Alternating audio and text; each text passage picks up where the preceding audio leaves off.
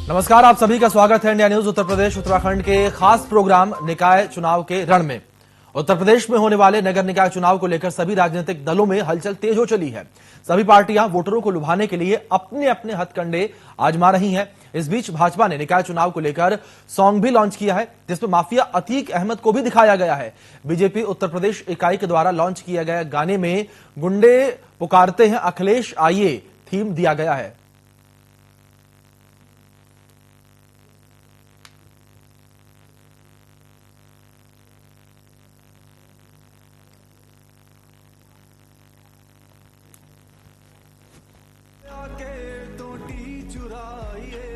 एक बार फिर से आके टोटी चुराइए, गुंडे पुकारते हैं अखिलेश आइए, गुंडे पुकारते हैं अखिलेश आइए। मुजफ्फरनगर का दंगा भी गुलजार तुमसे था, मुख्तार और अतीक का उद्धार तुमसे था। दंगाई सब उदास हैं दंगे करा। अपनी अपनी तैयारियों में जुटी हुई हैं। तो वहीं लखनऊ में बीजेपी के मेयर प्रत्याशी सुषमा खरकवाल ने इंडिया न्यूज से खास बातचीत की है। इस बातचीत में उन्होंने क्या कुछ कहा है वो आपको सुनवाते हैं। कड़ी मेहनत के बाद सुषमा खरकवाल को भारतीय जनता पार्टी ने मेयर कैंडिडेट लिस्ट में उतारा है। एक बहुत ही क्यूरियोसिटी भरा इलेक्शन होगा ये। सबकी नजरें होंगी कि इस बार जो निकाय चुनाव का मेयर का कैंडिडेट है वो कौन होगा। इस वक्त हमारे साथ है। सबसे पहले बहुत इस्तकबाल, स्वागत है आपका इंडिया न्यूज पे मैडम। सबसे पहले मेयर अगर आप बन जाते हो तो उनकी नजर में क्या क्या चीजें हैं जिस पे आप करोगे? किसकी नजर में? As a mayor candidate. तो सबसे पहले तो मैं मेयर अगर बनती हूँ तो जनता का, आप लोगों का धन्यवाद करती हूँ। उसके बाद जो नगर निगम में जो भी काम अधूरे पड़े हैं हमारे पूर्व मेयर ने, जो उनकी योजनाएं हैं उन्हीं को लेके मैं आगे बढ़ूंगी। पिछले 5 वर्ष की अगर मैं बात करूं तो आपकी नजर में जो मेयर का कार्यकाल है संयुक्ता भाटिया जी संभालती आई थी वो किस तरह से था, कैसे देखते हो आप उसे? मेरी नजर में 5 वर्ष का नहीं 25 वर्ष का बहुत अच्छा कार्यकाल है, और मेरी नजर नहीं जनता की नजर में भी। स्मार्ट सिटी में क्या क्या चीजें होनी जरूरी हैं? पानी, सीवर, सड़क। स्मार्ट सिटी में कैमरे लगाए जा रहे हैं, सड़कें बन रहे हैं, स्वच्छता अभियान चल रहा है जोरों से। समय लगेगा। अभी जो 88 गांव जुड़े हैं वहाँ सीवर लाइनें बिछाई जा रही हैं। ये सब कुछ काम होने में टाइम लगता है। कर्मचारी भी काफी नाराज रहते आए हैं इस डिपार्टमेंट में, आप उसको किस तरीके से सुधारेंगे? देखते हैं उनकी क्या समस्या है। जब तक मुझे उनकी समस्या की जानकारी नहीं होगी तो मैं कैसे कह दूं किस बात से वो नाराज हैं। जिस बात से वो नाराज है उस समस्या का समाधान किया जाएगा। बहुत शुक्रिया हमसे बात करने के लिए। तो ये थी सुषमा खरकवाल, जिनका साफ तौर पर कहना है कि वो पूरे तरीके से इस इलेक्शन के लिए रेडी हैं। अब देखना ये होगा कि इन चुनौतियों को वो कैसे लेती हैं। लखनऊ से वीडियो जर्नलिस्ट नफीस के साथ मैं निकिता सरीन। हमीरपुर में बीजेपी प्रत्याशी श्रीनिवास बुधौलिया ने तहसील परिसर में जाकर अपना नामांकन दाखिल किया। इस दौरान पार्टी समर्थकों की भारी भीड़ भी देखने को मिली। तो वहीं प्रत्याशी के समर्थकों ने जमकर नारेबाजी की। और आपको बता दें कि पिछले नगर निकाय चुनाव में अध्यक्ष पद पर श्रीनिवास बुधौलिया निर्विरोध चुने गए थे। इस बार फिर से बीजेपी ने अध्यक्ष पद के लिए टिकट देकर भरोसा जताया है। तो वहीं हमारे सहयोगी ने श्रीनिवास बुधौलिया से खास बातचीत भी की है। इस बातचीत में उन्होंने क्या कुछ कहा वो सुनवाते हैं आपको। हमीरपुर की राठ नगर पालिका से हमारे साथ मौजूद है समाजवादी पार्टी के प्रत्याशी दानिश खान। उनसे हम बात कर लेते हैं। अभी नामांकन का पर्चा दाखिल करके आए हैं कि किस तरीके से चुनाव लड़ा जाएगा। समाजवादी पार्टी और हमारे राष्ट्रीय अध्यक्ष माननीय अखिलेश यादव जी ने मेरे ऊपर विश्वास जताते हुए मुझे प्रत्याशी बनाया। मैं उनका हार्दिक धन्यवाद करता हूं। और हमारी पार्टी का एक ध्येय है कि समाज की सेवा करना, उसी को समाजवादी पार्टी कहते हैं। तो हम प्रत्याशी बनकर समाज की सेवा करने के लिए उतरे हैं और उसके लिए हम निरंतर प्रयास करते रहेंगे, लोगों के आशीर्वाद लेते रहेंगे और जनता के बीच में काम करते रहेंगे। हमारे साथ हमीरपुर की राठ नगर पालिका से बीजेपी प्रत्याशी हैं श्रीनिवास बुधौलिया जी, जिनको बीजेपी ने अपना उम्मीदवार बनाया है। उनसे बात कर लेते हैं कि किस तरीके से चुनाव की रणनीति रहेगी उनकी। चुनाव पार्टी गाइडलाइन के तहत लड़ा जाएगा। जो पार्टी के निर्देश होंगे उसी आधार पर कोई रणनीति बनाई जाएगी। पिछले चुनाव में भारी मतों से विजय हासिल की थी और निर्दलीय लड़े थे। इस बार बीजेपी के साथ हैं, क्या संभावनाएं हैं? हमें तो नहीं लगता कि कोई टक्कर में है। और भारतीय जनता पार्टी परिवार इतना बड़ा परिवार है, क्योंकि जब पिछली बार जब हमसे अकेले थे, लेकिन आज हमारे साथ पूरा भारतीय जनता परिवार जुड़ा हुआ है, तो हमें लग रहा है कि हम कई गुना मतों से इस बार विजय होंगे। क्या मुद्दे रहेंगे चुनाव को लेके? मुद्दा कुछ नहीं है, मुद्दा तो अब हम क्योंकि वर्तमान में हम ही चेयरमैन है, तो हमको जो विकास कार्य हमारे रुके हुए हैं उन विकास कार्य को आगे बढ़ाना है और नए विकास कार्य को शुरू करना है। नगर वासियों से क्या अपील करना चाहेंगे? बस मैं चाहता हूं कि मतदान जोर शोर से करें, कोई मतदान में पीछे न रहे, क्योंकि मतदान ही आपका हम लोगों की विजय है। हमारे साथ मौजूद थे बीजेपी प्रत्याशी श्रीनिवास बुधौलिया जी, जिनका कहना है कि लोगों को मतदान करना चाहिए, मतदान से ही विजय होगी। वीर धनंजय, इंडिया न्यूज, हमीरपुर। हमारे साथ हमीरपुर की राठ नगर पालिका से बीजेपी प्रत्याशी हैं श्रीनिवास बुधौलिया जी, जिनको बीजेपी ने अपना उम्मीदवार बनाया है। उनसे बात कर लेते हैं कि किस तरीके से चुनाव की रणनीति रहेगी उनकी। चुनाव पार्टी गाइडलाइन के तहत लड़ा जाएगा, जो पार्टी के निर्देश होंगे उसी आधार पर वही रणनीति बनाई जाएगी। पिछले चुनाव में भारी मतों से विजय हासिल की थी और निर्दलीय लड़े थे, इस बार बीजेपी के साथ हैं, क्या संभावनाएं हैं? हमें तो नहीं लगता कि कोई टक्कर में है, और भारतीय जनता पार्टी परिवार इतना बड़ा परिवार है, क्योंकि जब पिछली बार जब हमसे अकेले थे, लेकिन आज हमारे साथ पूरा भारतीय जनता परिवार जुड़ा हुआ है, तो हमें लग रहा है कि हम कई गुना मतों से इस बार विजय होंगे। क्या मुद्दे रहेंगे चुनाव को लेके? मुद्दा कुछ नहीं है, मुद्दा तो अब हम क्योंकि वर्तमान में हम ही चेयरमैन है, तो हमको जो विकास कार्य हमारे रुके हुए हैं उन विकास कार्य को आगे बढ़ाना है और नए विकास कार्य को शुरू करना है। नगर वासियों से क्या अपील करना चाहेंगे? बस मैं चाहता हूं कि मतदान जोर शोर से करें, कोई मतदान में पीछे न रहे, क्योंकि मतदान ही आपका हम लोगों की विजय है। हमारे साथ मौजूद थे बीजेपी प्रत्याशी श्रीनिवास बुधौलिया जी, जिनका कहना है कि लोगों को मतदान करना चाहिए, मतदान से ही विजय होगी।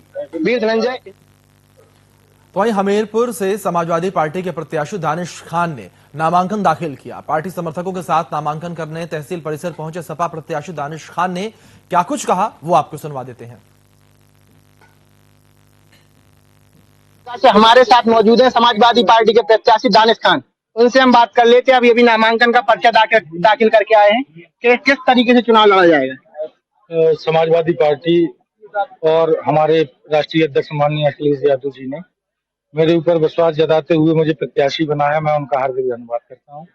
और हमारी पार्टी का एक ध्येय है कि समाज की सेवा करना, उसी को समाजवादी पार्टी कहते हैं। तो हम प्रत्याशी बनकर समाज की सेवा करने के लिए उतरे हैं और उसके लिए हम निरंतर प्रयास करते रहेंगे, लोगों के आशीर्वाद लेते रहेंगे और जनता के बीच में काम करते रहेंगे।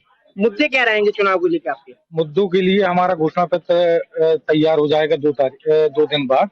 तो घोषणा पत्र मैं अपनी सभी सम्मानित पत्रकार बंधुओं के पास पहुंचा दूंगा। और मेन मुद्दे हमारे यहाँ जो नगर में पानी, साफ सफाई और जो हमारे बुजुर्ग साथी हैं, मतलब जो सम्मानित व्यक्ति हैं, वरिष्ठ व्यक्ति हैं, जो 50-60 साल के ऊपर हैं, उनके लिए खास तौर पर हम चाहते हैं कि वो अपने घर बैठे जो भी उनकी चीजें हैं, जैसे कोई उनको कागज बनाना है, कोई मृत्यु जन्म प्रमाण पत्र वगैरह, ऐसा ये हम घर बैठे उनको प्रोवाइड कराएंगे। हमारी नीचे तबके के लोगों पर और बुजुर्ग लोगों पर, जो हमारे सम्मानित लोग हैं, उनके लिए खास तौर पर नजर रहेगी। और सर्व समाज के लिए एक बहुत अच्छा विकास मॉडल तैयार किया है, जो वक्त आने पर हम आपके पास। जनता से क्या अपील करना चाहेंगे? जनता से अपील करेंगे जो आपके बीच में हमेशा रहा हो, उसके लिए आशीर्वाद बनाए रखें। चलिए, हमारे साथ मौजूद थे समाजवादी पार्टी के राठ नगर पालिका से प्रत्याशी दानिश खान, जिन्होंने जनता से अपील की है कि जो उनके बीच में रहा है उसको चुने। अब देखना होगा आगे जनता चुनाव में किसको विजयी करती है। वीर धनंजय। वहीं हमीरपुर से बीएसपी के प्रत्याशी विमलेश भूपेंद्र यादव ने नामांकन दाखिल किया और पार्टी समर्थकों के साथ नामांकन करने तहसील परिसर पहुंची। और बसपा प्रत्याशी विमलेश यादव ने पति भूपेंद्र यादव ने इस दौरान क्या कुछ कहा है, वो आपको सुनवाते हैं। यह है कि मिर्जापुर में जो सड़क व्यवस्था, पेयजल व्यवस्था और तमाम लोगों को जो नगर पालिका की तरफ से दिक्कतों का सामना करना पड़ रहा है, वो सारी समस्याओं का निदान करने का ही मुख्य उद्देश्य है। और हम चाहते हैं कि मिर्जापुर नगर कम से कम अपना स्थान प्रदेश में रखे। इसलिए हम प्रयास करेंगे कि मिर्जापुर का विकास, नगर पालिका का विकास। निकाय चुनाव में नामांकन के आखिरी दिन बसपा ने पेशे से अधिवक्ता श्याम सुंदर शुक्ल को अपना प्रत्याशी बनाया है। नामांकन दाखिल करने के बाद बसपा प्रत्याशी ने कहा कि नगरपालिका से जो भी सुविधाएं जनता को मिलनी चाहिए वे सभी नदारद हैं। टूटी फूटी सड़कें, कूड़े का अंबार, अंधेरी गलियां और सड़कें जो है पीने के लिए गंदा पानी भी यहां पर पहचान बनकर रहते हैं। जनता ने मुझे अपना आशीर्वाद और प्यार दिया तो मैं इस छवि को बदलने का पूरा प्रयास करूंगा।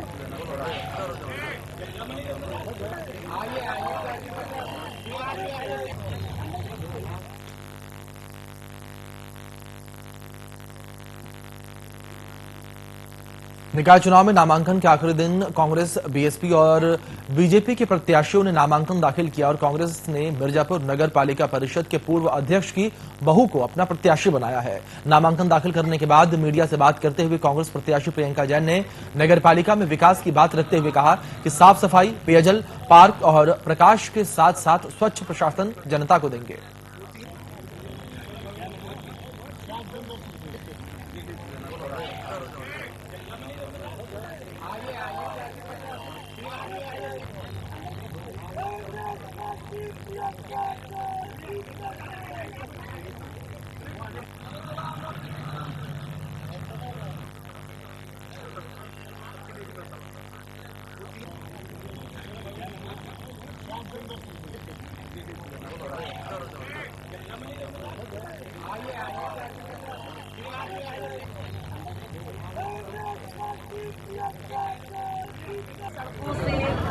गंदगी से, और यहाँ के जो बच्चों के लिए कोई पार्क नहीं है, व्यवस्था नहीं है, कोई रूल रेगुलेशन नहीं है। लेडीज़ के लिए अपनी कोई जैसे पक्के घाट हम लोगों का है, यहाँ कोई हम लेडीज़ हर जगह से आ रही है, कहीं यहाँ कोई शौचालय की कोई सुविधा नहीं है, कोई सफाई नहीं है। इसके लिए अध्यक्ष से मुझे सारी महिलाएं। खबर इस बीच मिर्जापुर से है, जहां पर बीजेपी प्रदेश कार्य समिति के सदस्य मनोज श्रीवास्तव ने निर्दलीय नामांकन दाखिल करके बीजेपी पर गंभीर आरोप लगाए। बीजेपी से बगावत पर उतरे मनोज श्रीवास्तव ने कहा कि मैंने 2017 और 2022 में विधानसभा का टिकट मांगा लेकिन मुझे नहीं मिला। मुझे पार्टी प्रदेश के लोगों ने, पदाधिकारी भी नहीं समझा। तो मनोज श्रीवास्तव ने कहा कि इस बार मैंने चेयरमैन का टिकट मांगा लेकिन मुझे वो भी नहीं दिया गया। अब मैं जनता की अदालत में निर्दलीय प्रत्याशी के रूप में जा रहा हूं और 13 मई को जो जनता फैसला देगी स्वीकार करूंगा।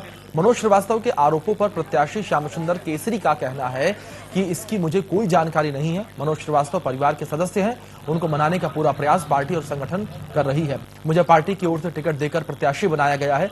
जनता का समर्थन मिला तो पार्टी की विकास की योजनाओं को आगे लेकर जनता को इसका लाभ पहुंचाऊंगा। मिर्जापुर की जनता की आवाज पर मैंने इस वर्ष नगर पालिका चेयरमैन का टिकट मांगा था। 2017 में मुझे चुनाव लड़ाने की बात थी तो मैंने मना कर दिया था, लेकिन मेरे ऊपर मिर्जापुर की जनता का दबाव था कि आप विगत 2017 में चुनाव नहीं लड़े, आपके स्थान पर जो व्यक्ति भाजपा से प्रत्याशी बना, चुनाव जीता, 5 वर्ष तक नगर पालिका को उसने लूटा है, खसोटा है। मिर्जापुर की नगर पालिका की जो जमीन है भू माफियाओं से मिलकर के उसको बेचा है, इसलिए आप चुनाव लड़िए। मेरे तो वहीं अलीगढ़ में बीजेपी के मेयर प्रत्याशी प्रशांत सिंघल ने जिला मुख्यालय पहुंचकर अपना नामांकन पत्र दाखिल किया। मीडिया से बातचीत करते हुए प्रशांत सिंघल ने कहा कि उन पर भारतीय जनता पार्टी के शीर्ष नेतृत्व ने भरोसा जताया है और साथ ही अलीगढ़ के सभी वरिष्ठ भाजपा पदाधिकारी और सांसद विधायक हैं, उनका आशीर्वाद उन्हें मिला है।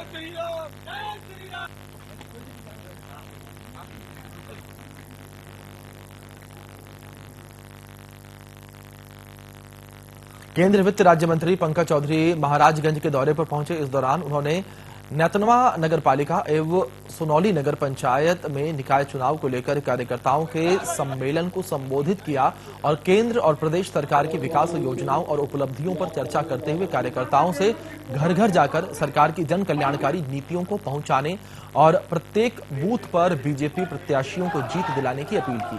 केंद्रीय मंत्री ने इस दौरान आम मतदाताओं से जनसंपर्क करके बीजेपी प्रत्याशियों के पक्ष में मतदान करने और नगरीय क्षेत्र में विकास की गति को तेज करने के लिए ट्रिपल इंजन की सरकार बनाने की बात कही।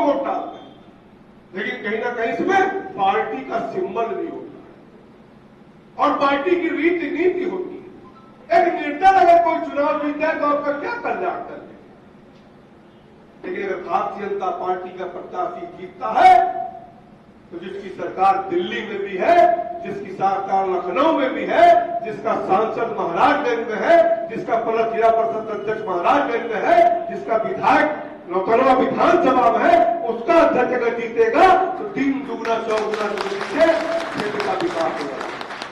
देखिए, भारतीय जनता पार्टी अपने कार्यों के आधार पर जनता के बीच में जा रही है और जो हमारे 2014 से माननीय प्रधानमंत्री जी ने आम जन के लिए जो कार्य किया है और हमारे उत्तर प्रदेश के मुख्यमंत्री योगी आदित्यनाथ जी 2017 से उनका इम्प्लीमेंट और नई नई योजनाओं को लाकर काम किया है, चाहे वो मकान हो, शौचालय हो, चाहे वो गैस कनेक्शन हो, बिजली कनेक्शन हो, राशन हो, चाहे दवा का कार्ड हो, चाहे किसान सम्मान निधि हो, चाहे नगरों में भी 2.5 लाख रुपए का इसी नौतनवा नगर पालिका में लगभग 4000 मकान बनके कंप्लीट है और 4000 से ज्यादा प्रस्तावित है और सैकड़ों लोगों को कोविड काल के बाद जब उनको रोजगार पे संकट आया तो स्वनिधि के माध्यम से 10,000 से 50,000 तक का कहीं न कहीं सहयोग देने का काम किया और आम जन तक कोविड के काल में किसी को संकट ना हो सारी व्यवस्था किया। उन कार्यों के आधार पर हम जनता के बीच में जा रहे हैं।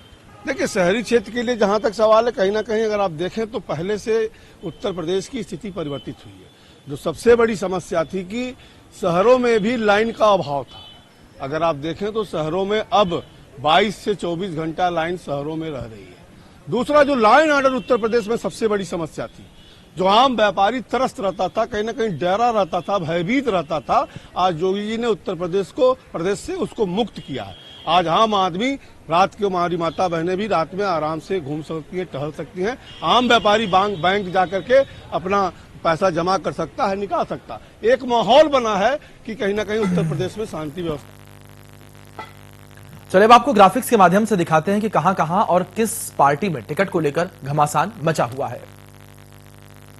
मेरठ में कांग्रेस कार्यकर्ताओं के बीच खींचतान देखने को मिल रही है और गाजियाबाद में बीजेपी कार्यकर्ताओं के बीच झड़प देखने को मिली। पीलीभीत में सपा कार्यकर्ताओं के बीच खींचतान है तो मिर्जापुर में नाराज बीजेपी नेता ने आरोप लगाए हैं। बस्ती में कई सपा कार्यकर्ताओं ने पार्टी छोड़ दी है। वहीं कानपुर में भी कांग्रेस कार्यकर्ताओं के बीच घमासान हुआ है। बरेली में टिकट को लेकर बीजेपी में घमासान देखने को मिला। तो लगातार आपको बता दें कि घमासान जो है देखने को मिल रहा है। निकाय चुनाव का रण जो है जिस तरीके से सज चुका है तो उसको लेकर लगातार तमाम दावेदार जो हैं वो अपनी दावेदारियां पेश कर रहे हैं और जीत के दावे लगातार कर रहे हैं। लेकिन इसके बावजूद आपको बता दें कि जिन लोगों ने अपनी दावेदारी पेश की और उन्हें टिकट नहीं मिला तो उनके बीच जो है गहमा गहमी देखने को मिली, घमासान देखने को मिला, पार्टी से नाराजगी देखने को मिली। तो कुछ जगहें आप तक पहुंचा रहे हैं। मेरठ में कई बीजेपी कार्यकर्ताओं का इस्तीफा जो है वो सामने आया। मेरठ में कांग्रेस कार्यकर्ताओं के बीच खींचतान टिकट को ही लेकर देखने को मिली। तो गाजियाबाद में भी बीजेपी कार्यकर्ताओं के बीच झड़प हो गई है टिकट को लेकर। तो टिकट बंटवारे को लेकर कहीं ना कहीं जो नेता हैं, कार्यकर्ता हैं, उनमें नाराजगी देखने को मिली। कार्यकर्ताओं में इस बात की नाराजगी कि उनके मनपसंद नेता को टिकट नहीं दिया गया। वहीं जो नेता थे, जो दावेदार थे, उनमें इस बात की नाराजगी है कि उनकी दावेदारी को नहीं आंका गया और टिकट किसी और प्रत्याशी को दिया गया। चल तमाम जानकारियों के साथ निकाय चुनाव के रण में फिलहाल इतना ही। आप बने रहें इंडिया न्यूज के साथ। धन्यवाद।